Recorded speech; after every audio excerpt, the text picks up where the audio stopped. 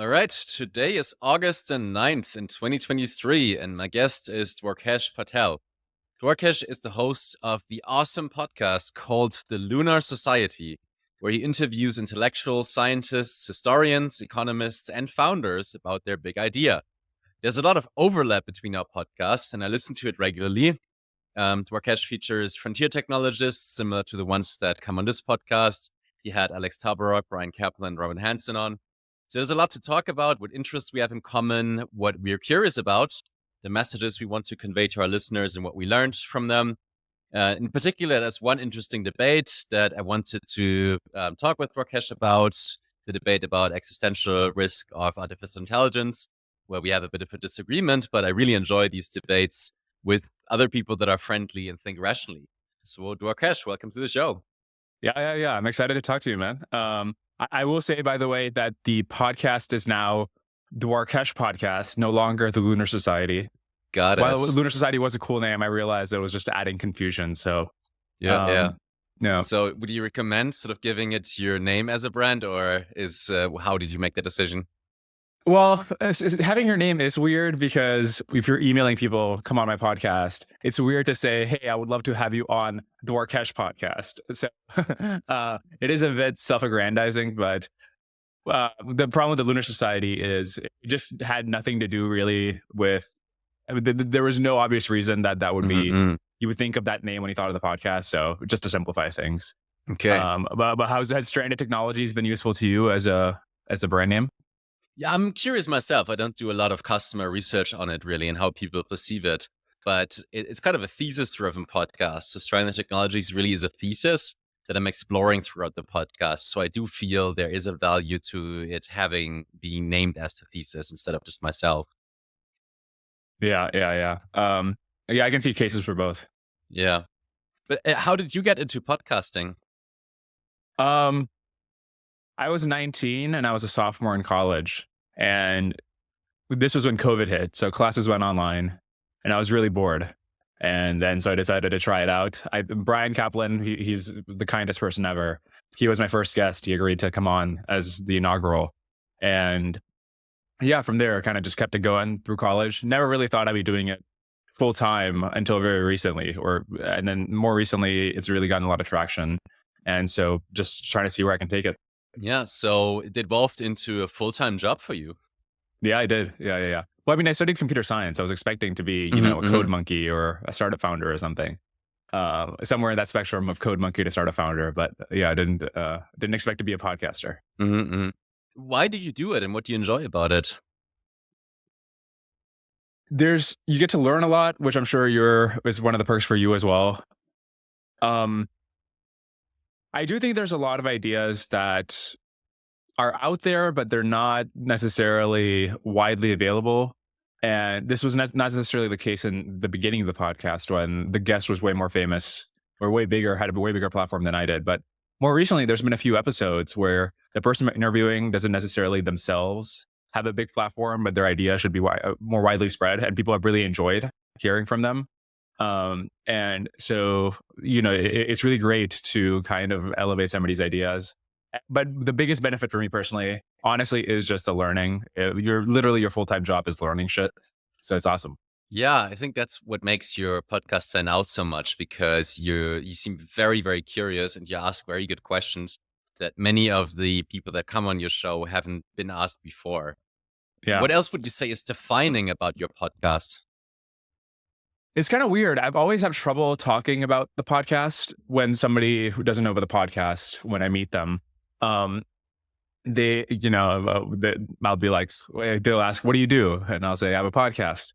And they'll say, what is it about? And now it's even more awkward, right? Because then I'm going to be like, oh, it's called Dwarkesh Podcast. But then they'll say, what is it about? And I don't know. I say, I interview people recently, a lot of AI people. It just, I don't know if there's a defining thing about the podcast. Other than I try to ask good questions. I try to ask questions I actually have. And there's a whole bunch of different tricks that I'm sure you and I would have a good time discussing about how to pick good questions. But yeah, I mean, what do you think is a defining thing? I've had trouble kind of defining the defining thing. Yeah, I mean, there is a similar kind of interest in technology and the future and accelerationism, if you will, and a bit of a contrarian bent to it, right? So you're inviting thinkers that aren't necessarily like in the mainstream, that are really kind of at the frontiers of knowledge with ideas that are not yet accepted by the mainstream. Yeah. And is that how you define your own as well? Yeah, I mean, it kind of comes with the territory of being in technology. It's kind of what it should be, in my opinion, right? I find it weird to talk to normies, right? So it's in a way also just following my own curiosity, but it's also, again, thesis driven. So, right, I'm specifically looking for this kind of regulatory theme, right? So where's this a particularly barrier, and what can we learn from others about overcoming and these barriers? So how can we do it, and what helps us understand where they are there in the first place, and what we can we do to innovate faster, right? Yeah. Well, that certainly is one of the things I'm very interested in, and have done a lot of episodes about. So I guess that would be a theme, like that we share. Yeah. Would you say, or could you say, what are the most defining episodes that you can think of, or the ones that you would give people to, hey, if you want, this is the first episode you should listen to if you want to know what it's about, or that, that can help you decide whether it's something that's for you, that you like? Yeah. It's funny because these are not necessarily the most popular episodes, but I do have a list in my mind. Carl Shulman, the recent episodes, and for the audience, it's this guy who you probably haven't heard of before, but he's just a thinker who has been accumulating a lot of interesting world models that are rigorous and technical, not just about AI, but just generally about the history of economic growth and of civilization. And anyways, that I feel was an amazing episode. It really changed my world model in a lot of different ways. Lars Doucette, I don't know if did we talk about this episode at some point? I was actually just talking to Will Jarvis, who's a friend of his. Oh, yeah. Yeah, no, that was great. By the way, so for the audience, he's a Georgist, which means he thinks we should tax land and potentially nothing else. And the reason it was interesting, and the thing I enjoy most, the episodes I enjoy most, is when somebody comes in with not just these sorts of incremental marginal updates on your the way you're thinking about a problem, but just, all right, let's start from the beginning. What is value added to the economy? Where is the value coming from? Who adds value? Who is extracting rent? And that's where you begin the debate or the conversation. And that's where it begins with the Georgist. And so you start from those first principles. That's why I enjoyed it a lot, even though it's not necessarily my usual tech stuff. Are there other conversations? I always have a lot of fun talking with Tyler, and he's just a lot of fun to talk to. That was great.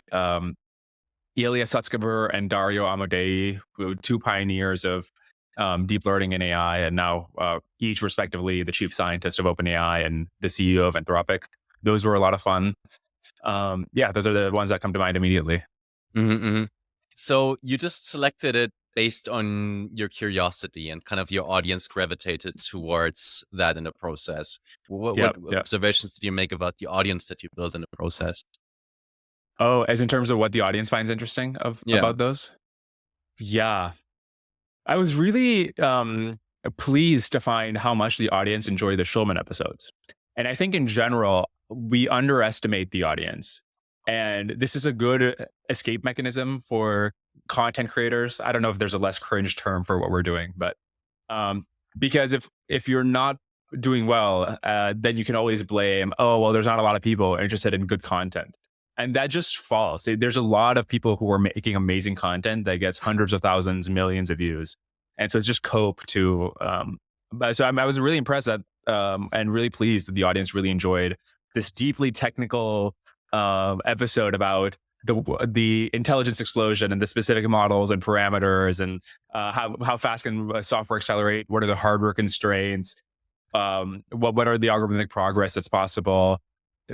I mean, it was a deep episode, and a lot of people seemed to enjoy it, which I was pleased by. Mm-hmm. So that means that the audience, how are you able to find the audience, or how's the audience able to find you or gravitate towards you? Because you can do the greatest content in the world, write a super good book, and invest all your time is getting the quality of the content right. So academics do that a lot, or think they do. And they don't invest no time really in the communication or dissemination of these ideas. Yeah. Yeah, no, this is something I've literally in the last week or two been thinking way harder about and spending a lot more time on.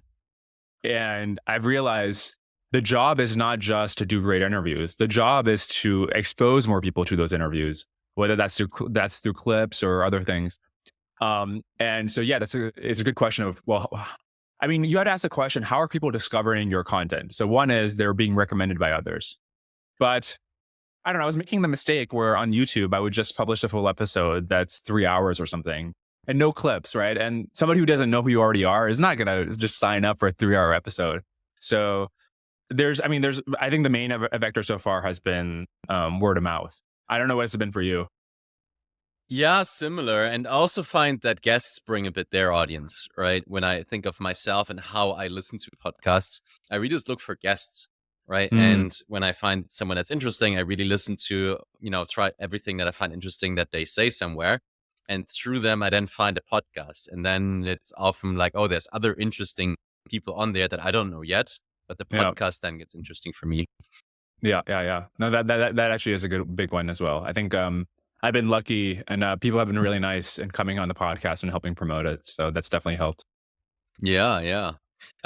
Since you already talked so much about Carl Schulman, can you talk a bit about that episode and what you found so fascinating about it or learned from it? The main update to me was thinking about AI progress, not necessarily in years, but in terms of compute. And so you can have on the x-axis the amount of flops that we're putting into the biggest models. And you can update that a little bit by saying effective flops, because with algorithmic progress, the performance you're able to get out of the models improves even with the same compute that you put into it. Anyways, so you put this on the x-axis, and then you see, okay, we're going through order of magnitudes of flops in terms of what we're putting into the What's a biggest flop? models. Floating point operations per second. Um, yeah, so basically, like GPT-4, I believe, is 2 to the 25 flops, and this is a great benchmark. That's really useful because then you can say, I forgot, like what GPT-3 was probably a tenth or a hundredth of that, so 2 to the 23rd or 2 to the It's like 24th. speed of retrieval of information or something like that. And it just like literally the total amount of training. So if GPT-4 is trained for a year and it's trained on tens of thousands of GPUs, if you add up all the amount of compute that was spent on that, this is just a way of measuring the total amount of compute. And the reason it's an interesting benchmark is that you can compare it to how many flops can we estimate the brain is using? How many flops was evolution on the top end? If you wanted to simulate all of evolution. And then you can, it's also interesting because then you can plot these scaling curves of, as you increase how much compute you're throwing at these models, how does their performance improve? And so these are really smooth scaling curves where you can predict in advance multiple orders of magnitude away. If you 100x the model, this will be the performance, and which is really impressive that you can do that. And so the update to me was realizing, oh, we've been doing like 6 orders of magnitude increases over the last however many years, last 10 years since the advent of deep learning, probably more than 6 orders of magnitude. And we could feasibly do another 4, 5, 6, especially if you're counting effective flops, because algorithms will get better. Okay, now you add all that up. Do you really think that with another 5 orders of magnitude of improvement, these things couldn't get significantly better? And when they do, what does a dynamic look like where large parts of the work at OpenAI or something like that are being done by the AI itself? And so it's speeding up AI progress as it gets better. And you add all that up, and it's a really new way of thinking about this sort of exponential increase in intelligence. Okay, and you said it also touched on the hardware component of that. Yeah. So the compute is getting cheaper as well, which is another important component, which is another reason why you can forecast why we'll be able to put more compute in these models in the future. I'm forgetting the exact numbers on this, but Epoch AI did a sort of graph of how fast the compute is getting cheaper. So however much it costs to train a model on H100, how much it would cost way more to train on an A100, which is the older chip. and way more to train it on a chip even older than that. Anyways, you project this forward and you see, okay, well, how much will the compute require to train a human level model? How much lower will that be by the time we're training a human level model? And yeah, so that's where the hardware progress comes in. Mm-hmm. What do you mean by human level model?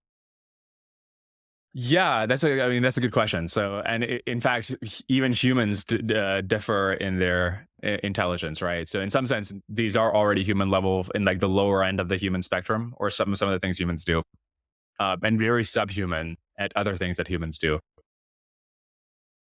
A good benchmark might be, well, when they can basically replace a researcher at OpenAI. And that's probably way far away. And it depends on what you mean by way far, right? in these timelines, 10 years is way far away. But then they can start doing more and more menial tasks and taking up. But it's a spectrum, yeah. Mm-hmm, mm-hmm. Yeah, I'm very interested because that's often like in debates about the core about disagreement, right? What do we mean by human-like intelligence or human-like behavior, or what is like a mind, which is a deeply philosophical question, right? Was wondering in a different. I heard your interview with Michael Humer on your podcast as well. Have you been reading up more on his work, No, I haven't. Has he been talking about LLMs?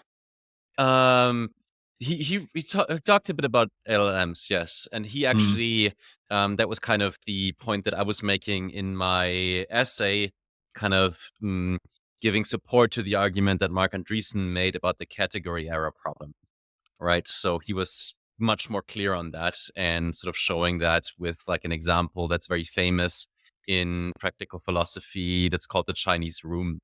Have you heard about that one? Yeah. But he generally also influenced me a lot, right? So, and I was listening to him for the first time on your podcast, and I was still not kind of getting it because he was just so colloquially talking about these really big questions that I thought you'd have to just use all this fancy language to even be allowed to talk about it. And he just talked so colloquially about it. But then I looked into his book, Knowledge, Reality, and Value, and it turned out to be the best philosophy epistemology book I ever read. Right? Yeah. I've been reading that like about that stuff for 15 years. And this is clearly someone who has achieved mastery over the subject. Yeah. He has several books where he can go solve like super technical mathematical questions about what we mean by like infinity. Yeah. And is able to solve like philosophical paradoxes. And I was like, wow, okay, the guy has really achieved some form of mastery there. And then I was basically voraciously consuming all the content that he ever produced. So that influenced my thinking a lot. Yeah. What did you have to say about? And by the way, his stuff is great. I really enjoyed reading all that in preparation for him. But yeah, what did you have to say about LLMs? I haven't been keeping up. Yeah, I mean, just generally the category error. Yeah. So the idea is, or what you wrote in your essay is, if we sort of achieve all these orders of magnitude increase in the LLM's kind of ability to perform certain tasks, how can this not be something like a mind, right? Or like the human mind? Yeah. And what he would write in response is using an example from John Searle, who was a famous philosopher, called the Chinese room, and which basically says, right, what if you put a person in a room and you give them like an instruction book of like the Chinese language, but the person doesn't speak Chinese? And then you put in like a task inside, hey, answer that question in Chinese to me. And the person doesn't know the answer, but he's just like a monkey typing in on a page, sort of following the rules in the rule book and then passing it out again. And then after like a million years, it's the right answer, right? But does it mean he understands Chinese, right? So not really, right? So, and the point I would say that the system of the book and the person understands Chinese.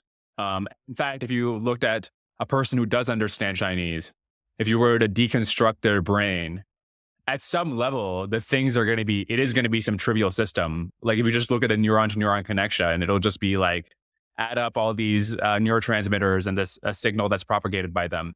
It has to boil down to something simple at the reductionist level. It's at a system level where you can say the thing understands Chinese. And so, yeah, that's what he would bite the bullet assume on that. Yeah, I mean, that's what you'd assume when you're a physicalist, right? So that there's always kind of this physical substrate of whatever is happening. Um, and then he would kind of answer, well, how do we know that that process gets us there? Right? Because right now, neural networks aren't really neural networks. They don't really function like the human mind functions, right? Yeah, no, that's true. But also, this is the famously that the planes don't exactly function as birds do, and they can still achieve flight. Um, and to the extent that, but I mean, we know from evolution that a sort of gradual process of gradients updating and just gradually improving on intelligence is a process that's possible. And so it's not implausible to me that another way of finding these gradients and doing hill climbing through neural networks would get you that same sort of end result or a similar sort of end result. Well, the plane is a good example, right? So yes, it can fly, but it isn't a bird, right? Yeah, So what yeah. makes you think that's kind of adding up other tasks that the plane could do, like mating with another plane or something like that, would eventually get it to be a bird? So in this analogy, the important thing is not that it is exactly like a bird, and in fact, I wouldn't expect an LLM to have human psychology something that's just like talking to it is a human.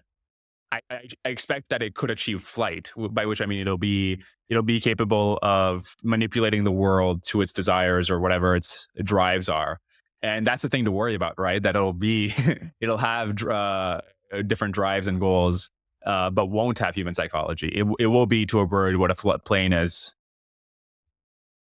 Mm, yeah, but I don't get the jump from here to there that it could do bad things, therefore it will do bad things.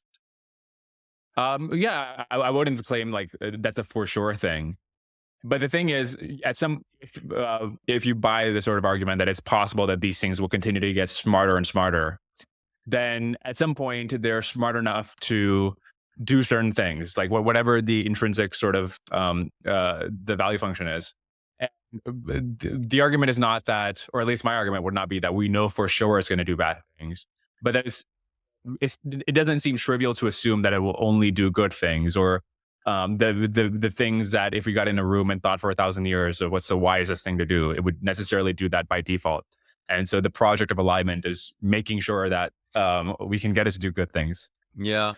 Someone else on my podcast had an interesting point about that and was wondering what you think about that. Who was saying that we overestimate intelligence a bit, right? So it's not really individual intelligence of one single entity, but really the coordination between different entities with different kinds of incentives, right?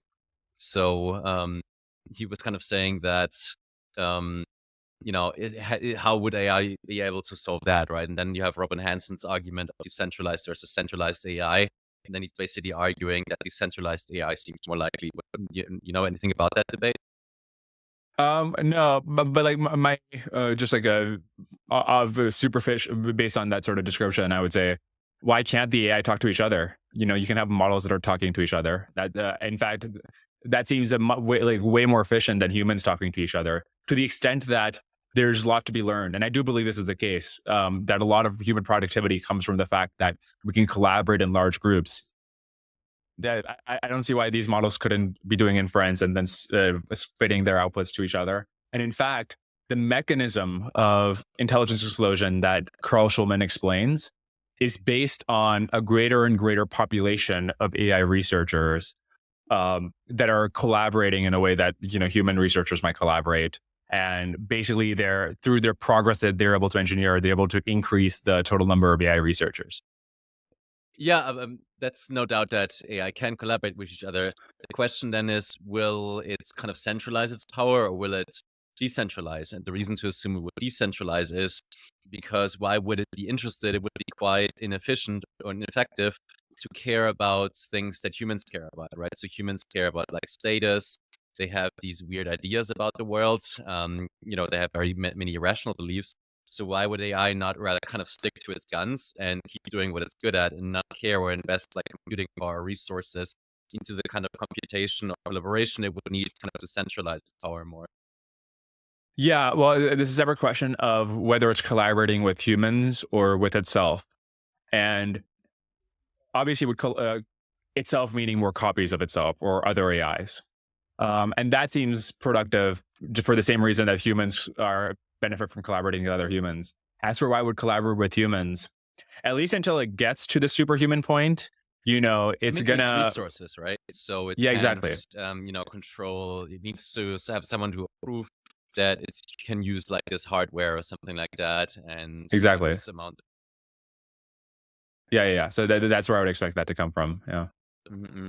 Yeah, but then the question is, why would it sort of acquire access to resources that are outside kind of the narrow tasks that it would have to solve, right? It seems to me that's something that humans do a lot to like acquire power. Humans have all these biases that makes them want to acquire power and get collaboration for these ends that I think in AI would be kind of not care too much about because, why would you? Well, you could say this about humans if you didn't know what the end result of humanity was, where you could say, well, their biological loss function has been to make more copies of themselves, and they can do this in the African savannah. Why do they need to gain power? Why do they have the drives to gain power and build skyscrapers and do all these other things? And it just because power is instrumentally useful, it's useful for whatever goal you have. Whatever goal the AI has, it's useful to be able to train more GPUs, to acquire all of AWS, to have physical land that you're safe on, so that whatever your task is, you're not getting railroaded by other armies or something. So that's where I would see that coming in. And Sorry, I'm not having trouble hearing you. Did your microphone change? No, sorry, the microphone. I think. Hold on. One second.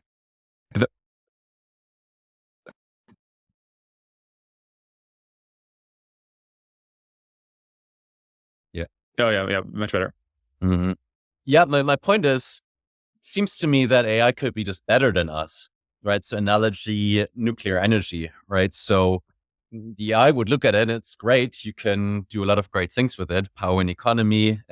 And humans think, oh, you can build nuclear weapons with it, right? Because we have kind of outdated notions of that power kind of being useful. I just don't think it is. I think that's an assumption we make, right? It's just because it's not that people have the incentive, it's more that they just have really bad and flawed ideas, and that we have these power structures like nation states that really have very flawed and bad incentives to produce destructive technology that AI would look at and like, why would you do that?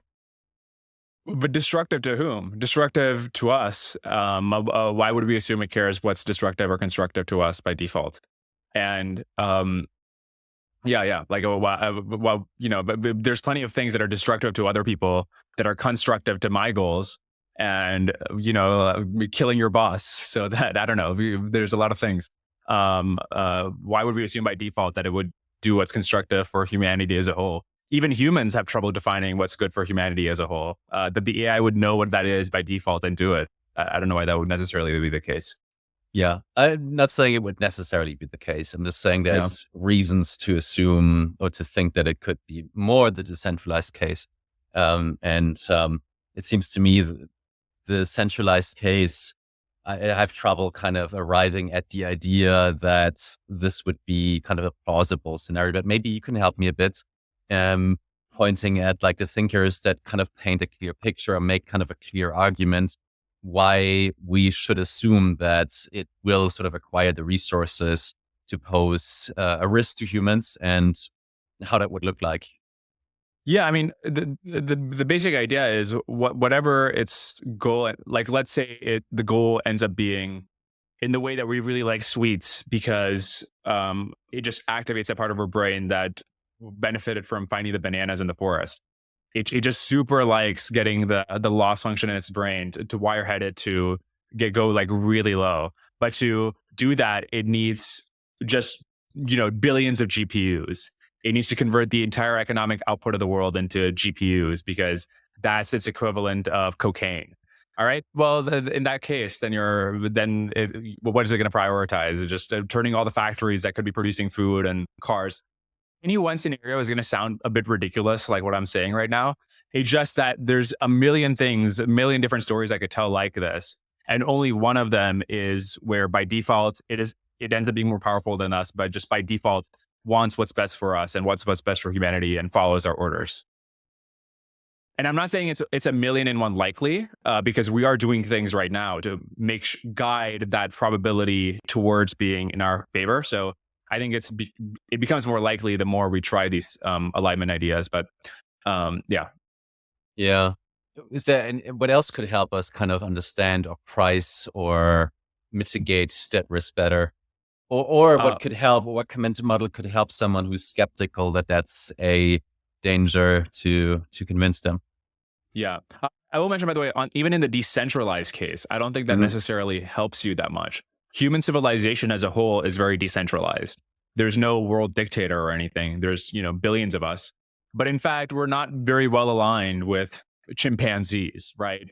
Even though we're decentralized, I don't think it's been great for chimpanzees that we exist, or for their population numbers, for their living conditions, for a lot of different things. So I don't see the jump from, well, there will be a lot of AIs to, therefore humanity will be fine. Sure. But I mean, the idea is more that not a single one can be powerful or coordinated enough to sort of have a power that would pose a significant risk or danger to humans.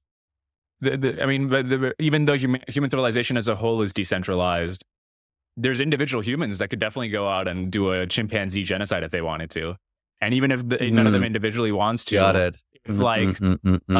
Even if sort of, I'm a strong capitalist. I'm just using this example because it just works in this case. But if some company decided it needs the resources in this forest, a group of humans, they can coordinate to deforest that area and kick out whatever gorillas are there.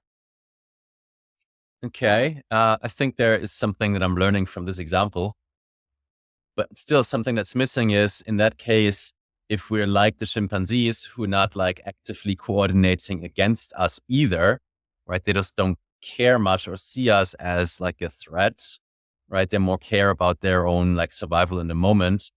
But I think as humans, we're conscious, right? So we would care and we would coordinate and see the AI as a threat. So it doesn't make sense to me that it would be okay, we're decentralized and just don't care about them being sort of a different sort of a danger to us.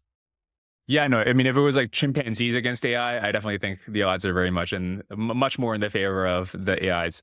The thing is, we're worried about a situation in which the AIs are to us what we are to chimpanzees. And let me give concrete ways, and other than just like, oh, it's superhuman. Just population itself is such a huge factor, and you can have trillions of copies of these AIs.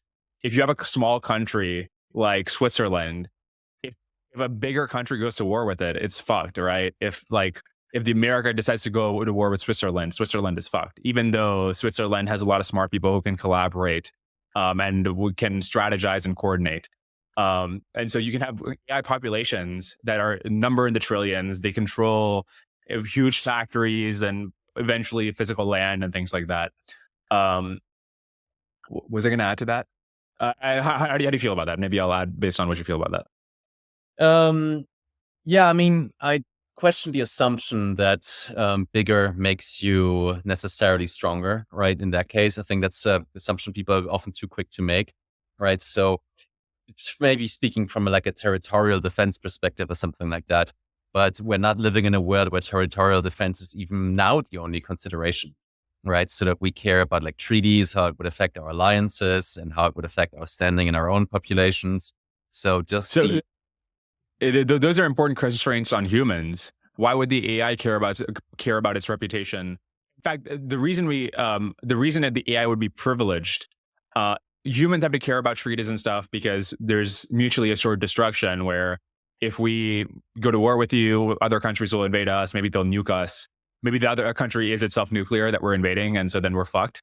Whereas with the AI, it's hard to eradicate it or to destroy it in the same way that humans can be destroyed. Or you have to kill every single seed copy of the AI in order to have mutually assured destruction with it.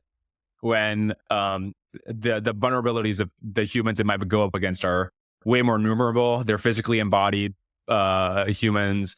There's you can make bioweapons that don't work on AIs but work on humans. Even conventional nukes. trouble having making the leap to. The AI has to be the decision maker over a very large number of resources, right? So it needs to control like factories and weapon systems and things like that, right? And to do that, like if it's sort of acquire these resources, it would have to coordinate or do voluntary cooperation with loads of other organisms, right? But so in this greater scenario here is the Europeans coming into the New World. Initially, they did have a lot of treaties with the Indians. They had one treaty with the Cherokee, another treaty, and sometimes those treaties were, we're going to work with you to defeat this other tribe. Which probably is like how one of the scenarios how AI ends up happening, where China and America are racing, and whichever side is like has the AI first or is in an advantage. But the long run effect of that, we still have treaties with the Indians, right? But the long run effect is that the government or the European descendants have dominated.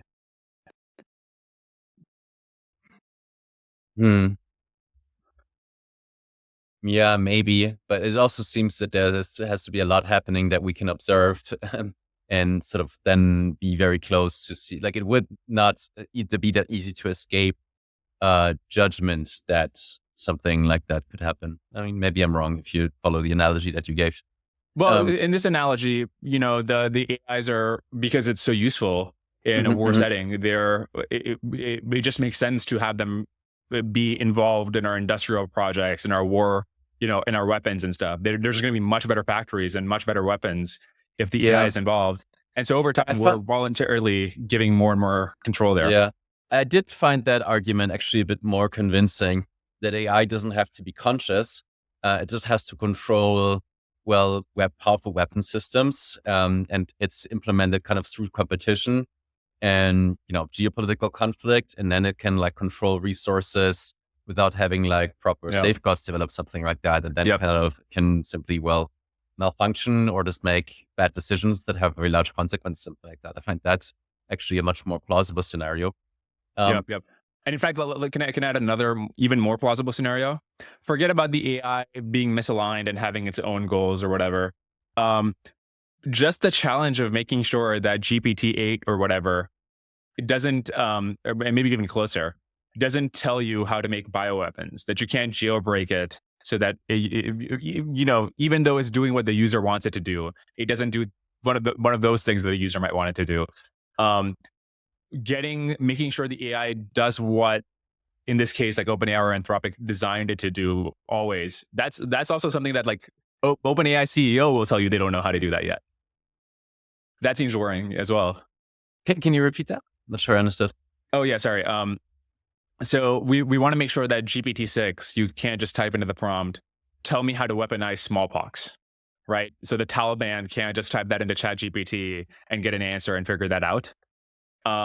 And I just interviewed Dario, and he said this is something that, although their current models can give you detailed instructions on how to do this, their future models will in a year or two. And they don't know how to make sure yet that it doesn't tell the Taliban when they get into the ChatGPT terminal, make sure it doesn't tell the Taliban how to weaponize smallpox.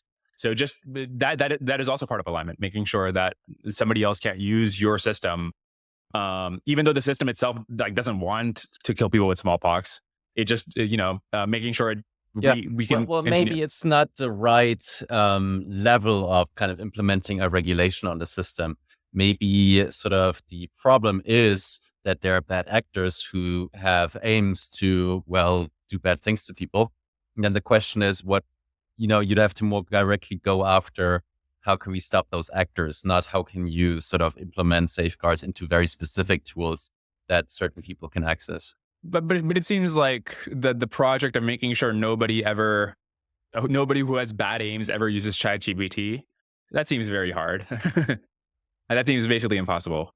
Yeah, which is kind of my point, right? So also, you'd also put safeguards against that in place, right? So we have like ballistic missiles, and we have defense towers that shoot down ballistic missiles, right? So Israel has an Iron Dome.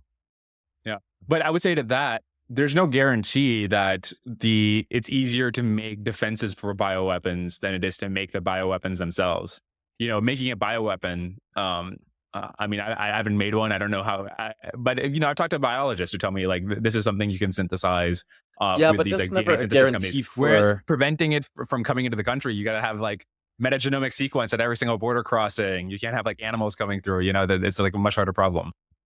Yeah, but you can never have full guarantees against anything, right? So you can't design a subway so there's not like some asshole that just pushes someone down the thing, right? Yeah, but we want to make sure, but in cases like we don't have guarantees that a country won't launch nukes, but we have dedicated a huge portion of our foreign policy to making sure that nukes don't just freely proliferate. That not a country can't just have nukes. That we're gonna like be really strict. We're gonna monitor all the nukes. We're gonna make that part of our diplomatic discussions with the countries. Like we're not gonna be friends with you if you're developing nukes in a bad way. We're gonna be like sanction North Korea and Iran to death because they're trying to develop nukes. We should have a similar attitude about the proliferation of like bioweapons and the AI that could enable them. But here's kind of where I concluded anyway, that's the real threat, right? So we know from nuclear we haven't effectively banned nuclear weapons or the threat from it, right? In fact, there's a number of nations that have access to nuclear weapons. That number has increased. But we're living in a much, much better world than the one in which we don't even make an effort. In that world, basically every country has, like, we've had one of the, I mean, it's like an amazing thing about American foreign policy that people don't talk about post-Cold War is we told countries that are our allies, you don't have to develop nukes. We'll just like protect you in case you go to war. And that worked. And this is like a huge strategy that was implemented from the top that's been going on for decades that has prevented a non-test nuke from going off since World War II.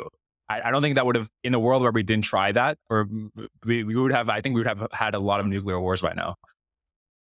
Yeah, I mean, you might enjoy Schumer's work on political authority, right? Where his key point is, well, these, we have these nation states now, right?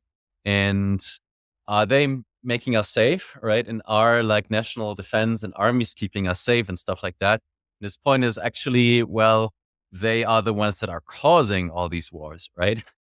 And if you have like one centralized command and control, then that's also one single point of failure and of attack, right? So it's sort of questioning the whole idea of centralized defense, right? And it's because we have these bad incentives that we have through like nation state actors that we even have nuclear weapons and all that dangerous technology in the first place, right? Balaji Srinivasan also said, that, hey, the private sector and entrepreneurs make nuclear energy and governments make nuclear weapons.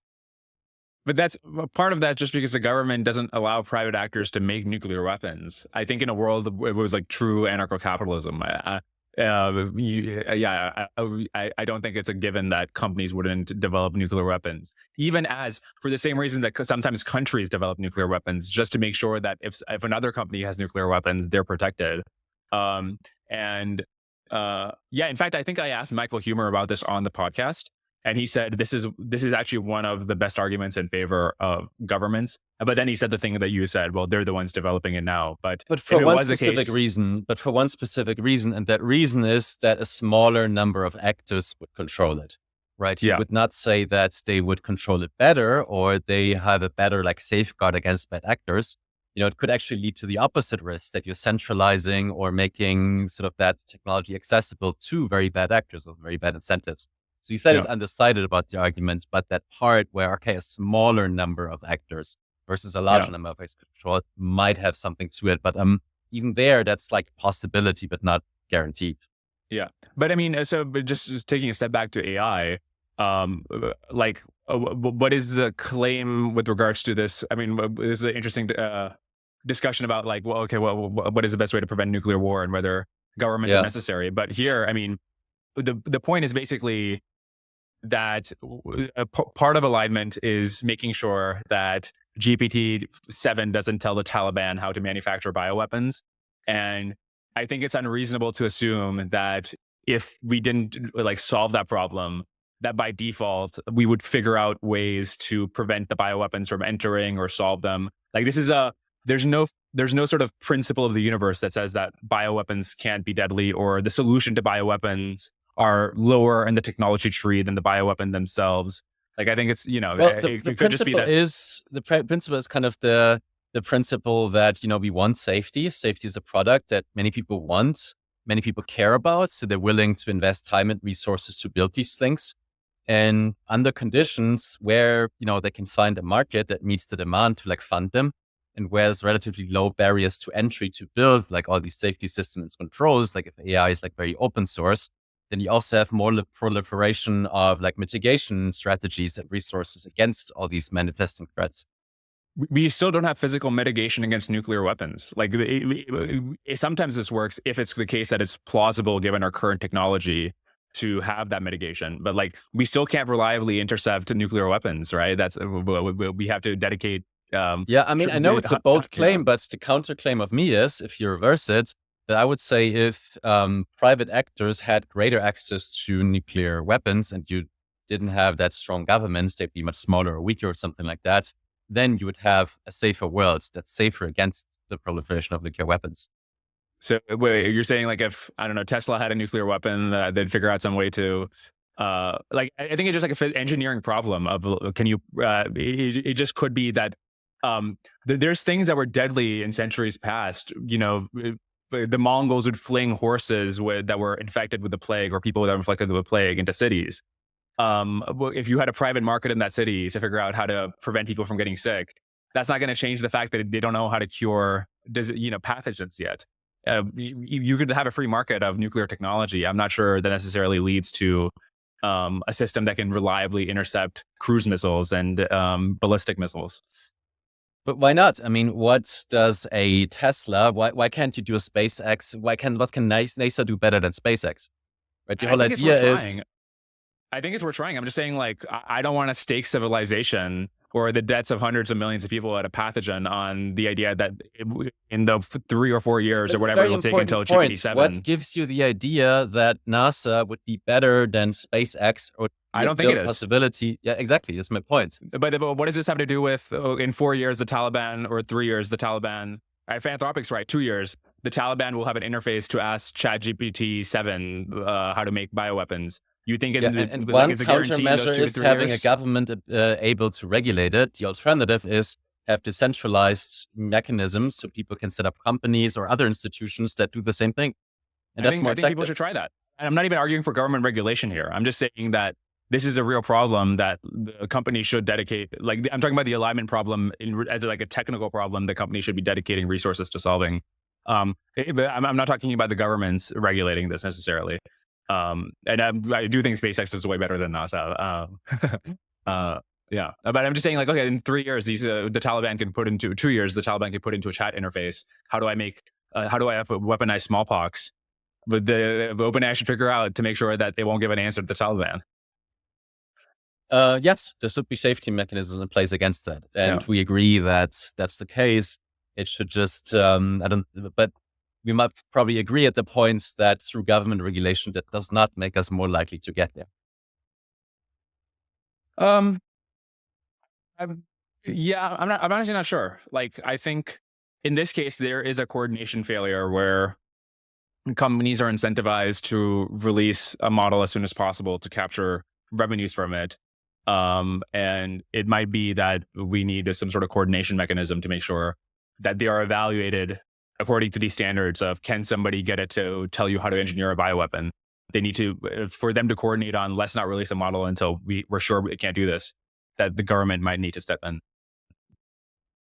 Yeah. So, okay. Well, my point is that, they're not that well equipped to make those decisions, right? Again, if SpaceX is better than NASA. So if you have a SpaceX for AI safety that doesn't have coercive or monopolistic power, I think that would be better.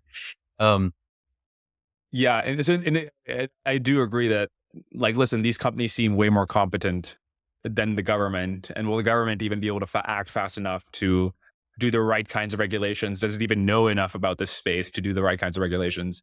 And then if it is the case that there's no other way to coordinate, then the only solution is to, get the right people in charge. There's been times in history where government organizations or small parts of government have been really effective. And I think people are working hard to make sure that whatever body is established here is full of people who know their shit and are really effective. Yeah. What are other ideas that you're thinking about a lot now, or things that need to happen or you want to see in the world? Yeah, I mean, AI has been a big one. I've actually been reading reading and looking into the the histories of the world wars, and not that I'm an expert or anything, but it's just a really interesting period. There's so many interesting things that are happening, and what's really interesting is that people didn't anticipate the scope of these wars before they happened for good reason. Didn't even anticipate the possibility of those wars, and just the world in which they were in, with these monarchs and kings and cousins who had on the thrones of different countries, to in a few years' time you are in a world war is like such a drastic change. I think it's really interesting how the world responded. What other books? Um, there's a few good ones. Guns of August by Barbara Tuchman is obviously awesome, and famous. The There's a great book that I'm reading right now from somebody who's going to be a guest in the future, called "The Wars in Asia," and it's about the Chinese Civil War, that started in the early 20th century, to the Japanese War against China, 1931 to 1945. And what is really interesting is how much of the war in Japan, or the American war against Japan, how the centrality, the majority of the resources that Japan spent in the war were actually against fighting the Chinese, not fighting the Americans. And we just don't know about that part of the history, and how deadly these wars in Asia have been. I think like 20 million Chinese died across that conflict, including the Chinese, from starting from 1931. Actually, I'm not sure if that number is right, but it was a big number. Yeah, it's fascinating, and there's just a scale. I mean, just the idea that an entire country, every single citizen, they're dedicated to the war. It's just hard to imagine. There's like nothing else is going on, nothing else you can think about. Yeah, imagine. I wonder. Yeah, I can't imagine that possibly. Um, yeah. What's Um, next for you? And yeah, yeah, no, I was actually about to ask you a similar question. I mean, yeah. we kind of talked hmm about this at the beginning, but what's the sort of stranded technologies thesis? What are you up to? Yeah, it's that realization. I mean, I was doing startups, doing a couple of startups that weren't in very regulated areas. But I studied economics and public policy and philosophy before, so I was always thinking about these questions. And then about 3 years ago, when I asked myself the question, well, what's the biggest possible and most ambitious mission I could go on for my next venture? And initially, it was just right when COVID started. I thought a lot about healthcare, did tons of research, did tons of user interviews and customer research. And I was, had also some ideas. What if you had like a GitHub for medical data or something like that? And like people all over the world could simultaneously work on solutions to these problems. But then I learned or got deep into the rabbit hole of, well, then we still have the problem of the FDA and pre-market approvals, right? Then we also have the problem of like the patent system and IP law. So you have all these like legacy legal systems that lead to a certain market structure that's really suboptimal, right? So you really need to remove those or work differently to make any difference. Like when you start thinking about how to create a healthcare company in the United States, it's kind of your brain will explode. Yeah. And then I started to seeing the pattern. Hey, it's the same actually in housing. And that's the reason why, Mm. cities are doing badly and, we have a mismatch with supply and we're not building things.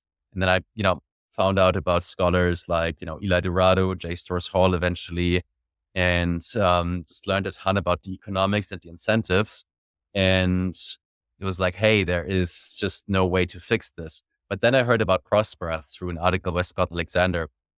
And that's was like, oh, wow, they have, and because they had come from the same background, they thought about these problems in the same way.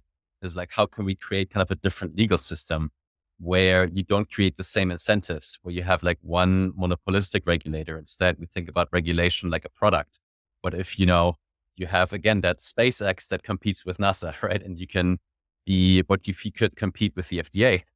and you can have like 3 or 4 different competing regulatory bodies for healthcare.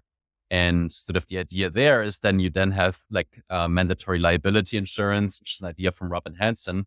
And then basically insurance markets are pricing in the risk and are basically indirectly selecting the regulations that sort of best select for the balance between safety and economic efficiency.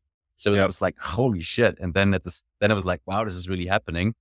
And then I decided to, do my VC fund, and it just requires so much explanation, education, and context that I started talking about this everywhere. And Stranded Technology was kind of the framing to it, right? And I was starting to collect other stories, like what's the detailed story when it comes to housing? What's the in-depth story when it comes to cancer clinical trials or drones and the FAA and things like that?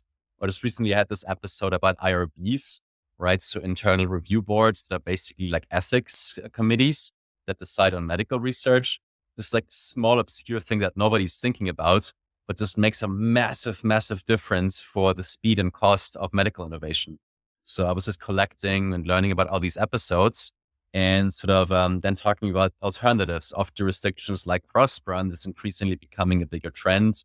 I have this map where I collected like 50 different projects that could become sort of new governance models or layers or jurisdictions where these frontier tech industries or founders can go to get ahead.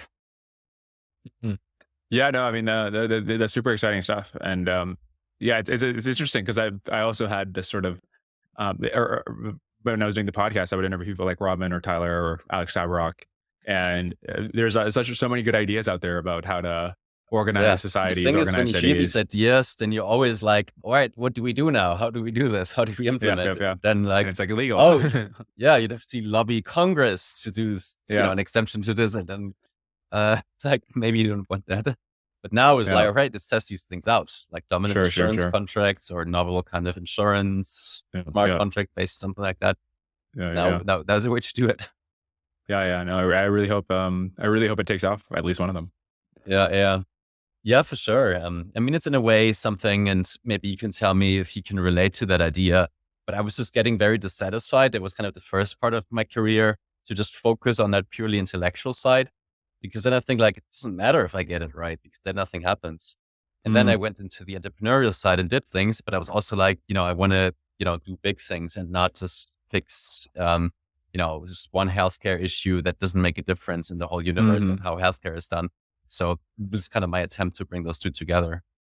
Yeah. Alex told me a quote once that I forgot what other economist created that quote, but it was that an economist's entire career is worth it if you can prevent one policy mistake or correct one policy mistake. And I mean, obviously he proved his worth there with Operation Warp Speed, but I mean, I think that seems like a huge lever to pull on to, I guess in the case of charter cities, to set a better example that can be implemented in the bigger countries, or to directly, try to get some change on some obscure regulation that's really, getting in the way. I would just not be patient enough for this. This is, but you're also a builder, right? So are you thinking of, how are you thinking about sort of what to stack on top of your career? Do you want to become like the next Lex Friedman with your podcast, or do you want to do more with it, or do you want to combine it or build things again? Or I'm not sure yet. I am much more now in the position where I'm thinking this, whatever this shit is, I want to do that and really see how far I can take it. Whereas before I had these like startup ideas and I would like put together a project and like post it on Twitter. Whereas now I think of myself much more as, okay, I've got this podcast, I've got this platform, and I'm trying to grow it, do cool things on it. And as for what that looks like concretely in 2 years, 3 years, I don't know, except, I don't know. My plans in the past have always been wrong. So I'm just going to try to do well here for the next few months, 2 years, at least. Yeah, it's like Paul Graham said, just follow your curiosity and do what's interesting, right? Exactly. Yeah, I mean, I've seen your rise really. Like when I heard your first episode, it was like 2 years ago, I think. Oh, really? So yeah. I think I even saw the first Brian Kaplan episode that you did. You had like 5 Wow. episodes released. So it's been great to see you like rise to be such a, in my circle, certainly very well known and prominent podcast. I mean, my guest asked you to, for you to come on the podcast. So, Oh, wow. Really? That's super cool to hear. I mean, yeah, I don't, it's like always hard to kind of get a gauge of how much you're out there because you're not regularly interacting with those people. So it's cool to hear that, I don't know, the more people are hearing about the podcast. yeah, for sure. So recommended, highly recommended to all my listeners. So anything else that you'd like to give listeners on the way, how to connect with you, anything that you're looking for right now, particularly interested in, maybe guest introductions, anything like that? Nothing comes off the top of my head. But yeah, the podcast is Dwarkesh Podcast. You can go on YouTube, look up Dwarkesh or your podcast platform, DWARKESH, or I guess that'll be on the episode title. Or you can, follow me on Twitter, Dwarkesh_SP. Yeah. Hope you enjoy the stuff. Yeah, certainly enjoyed this episode with you and your podcast, and really looking forward to see you rise to become the next Lex Friedman or whatever. And thank you so much for coming on the show, Dwarkesh. Yeah, man, this was great. It was a lot of fun talking, and it was also helped me clarify my ideas to, debate and discuss them in this sort of like, friendly, good faith way we did. So, yeah, it was a lot of fun. Yeah,